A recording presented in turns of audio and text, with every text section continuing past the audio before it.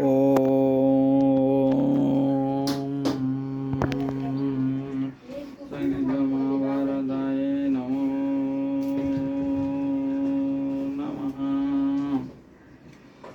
लोमेश मुनि के द्वारा पांडवों को इंद्र का संदेश मिलना, व्यास आदि का आगमन तथा पांडवों को तीर्थ यात्रा का प्रारंभ। जम्बेजी कहते हैं, जन्मेजय युधिष्ठिर आदि सभी पांडव ब्राह्मण सेवक सबके सब लोमेश मुनि के अवभगत में जुट गए। सेवा सत्कार हो जाने के प्रजा युधिष्ठिर ने पूछा कि भगवान, किस उद्देश्य से आपका शुभगमन हुआ है? लोमेश मुनि ने प्रसन्नता के साथ प्रिय वाणी से कहा, पांडुनंदन, मैं स्वच्छंद रूप से सच्चनुसार सब लोक में घूमता रहता हूँ। एक बार मैं इंद्रलोक में जा पहुंचा। वहाँ मैंने देखा कि देव सभा में देवराज इंद्र के आधे सिंहासन पर तुम्हारे भाई अर्जुन बैठे हुए हैं।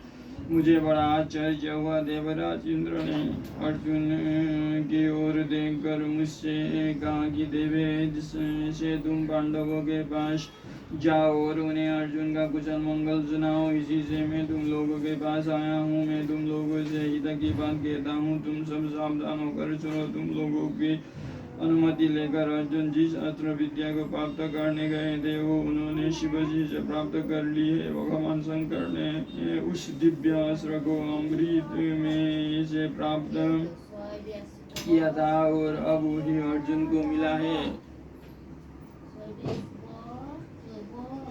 उसके प्रयोग और प्रत्यावर्तन की विद्या भी अर्जुन ने सीख ली है। उससे यदि निरपराधियों की मृत्यु हो जाए तो उसका प्रायश्चित भी उन्होंने जान लिया है। उस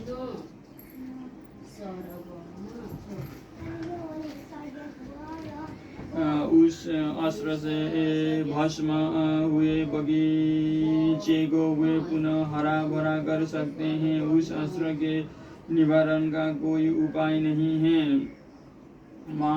शक्तिशाली अर्जुन ने उस दिव्य अस्त्र के साथ ही यम, कुबेर, वरुण और इंद्र से भी दिव्य अस्त्र शस्त्र प्राप्त किए हैं। विश्व वसु के पुत्र चित्रसेन गंधर्व से उन्होंने सामगान, गीत, नृत्य, वाद्य आदि भी भली भांति सीख लिए हैं।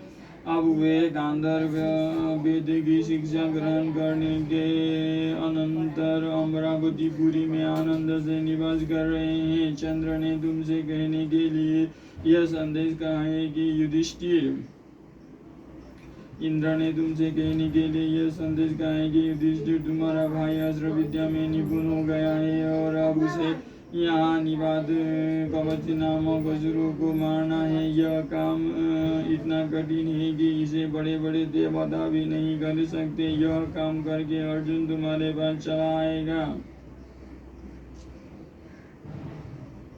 तुम अपने भाइयों के साथ तपस्या करके आत्मबल का उपार्जन करो। तब से बढ़कर और कोई वस्तु नहीं है। तब से ही मनुष्य को मोक्ष आदि बड़े बड़े पदार्थों की प्राप्ति होती है। मैं कर्ण और अर्जुन दोनों को ही जानता हूँ। मैं जानता हूँ कि तुम्हारे मन में कर्ण की धाक बैठ गई है, परंतु मैं यह बात स्पष्ट कर देता हूँ कि कर्ण अर्जुन के 16वें हिस्से के बराबर भी नहीं है। तुम्हारे मन में तीर्थ यात्रा करने का जो संकल्प है उसकी पूर्ति में लोमेश ऋषि तुम्हारी सहायता करेंगे। इस प्रकार इंद्र का संदेश कहकर लोमेश ने कहा, युधिष्ठिर, उसी तरह अर्जुन ने भी मुझसे कहा कि तपोधन, तुम धर्म के धर्मज्ञ एवं तपस्वी हो। तुमने राजधर्म अथवा मनुष्य धर्म का कोई भी पहलू छिपा नहीं है। इसीलिए मेरे पूज्य भाई युधिष्ठिर को ऐसा उपदेश दीजिए कि वो धर्म की पूजा इकट्ठी करे।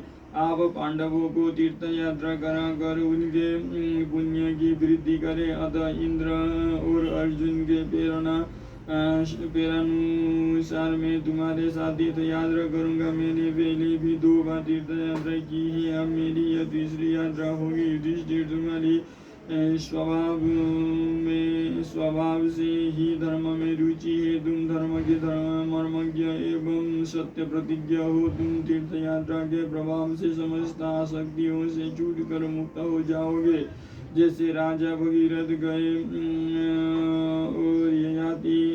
जगत में यशस्वी और विजयी हो गए, वैसे ही तुम भी हो गए। युधिष्ठिर ने कहा, महर्षि आपकी बात सुनकर मुझे बड़ा सुख मिला है। मुझे यह नहीं सूझता कि मैं आपको क्या उत्तर दूं। देवराज इंद्र जिसका स्मरण करे उससे अधिक भाग्यशाली और कौन होगा, जिसे आप जैसे सत्पुरुष का समागम प्राप्त हो, जिसके अर्जुन जैसा भाई हो और जिस पर देवराज इंद्र की कृपा हो, उसके भाग्यशाली होने में क्या संदेह। देवराज इंद्र ने आपके द्वारा मुझे भी तीर्थ यात्रा करने का आदेश दिया है। उसके लिए तो मैंने पहले से ही आचार्य धौम्य के कथनानुसार विचार कर रखा है।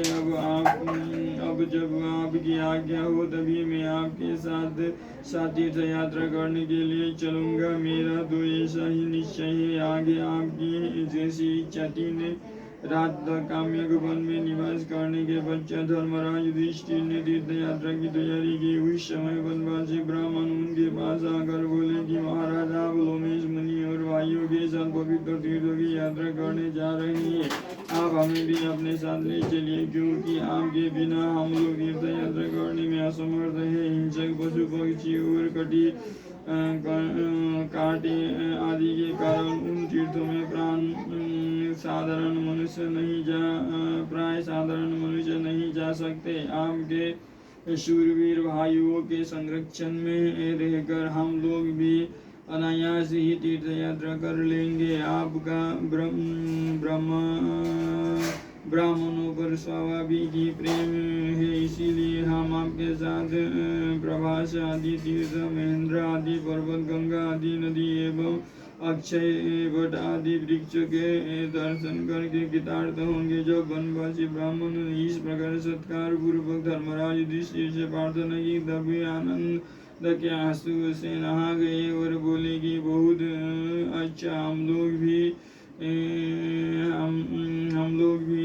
चलिए, आप लोग भी चलिए।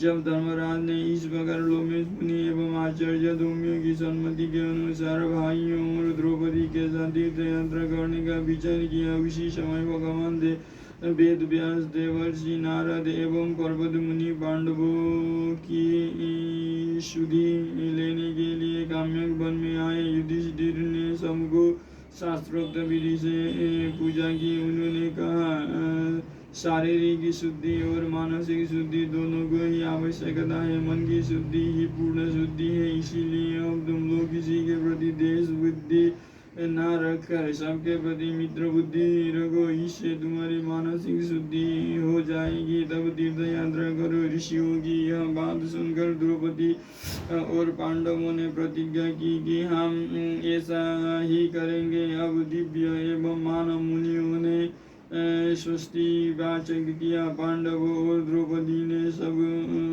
ऋषि मुनियों के चरण धोए। मार्गशीर्ष पूर्णिमा के अनंतर पुण्य नक्षत्र में पुरोहित धौम्य एवं वनवासी ब्राह्मणों के साथ पांडवों ने तीर्थ यात्रा प्रारंभ की। उस समय सबके हाथ में डंडे थे, शरीर पर फटे वस्त्र तथा मृग चर्म थे, मस्तक पर जटाएं थी, शरीर अवैध कवचों से ढके हुए थे, हाथ में आयुध, कमर में तलवार और कंधे पर बाण भरे तरकस रखे हुए थे तथा इंद्रसेन आदि सेवक पीछे पीछे चल रहे थे।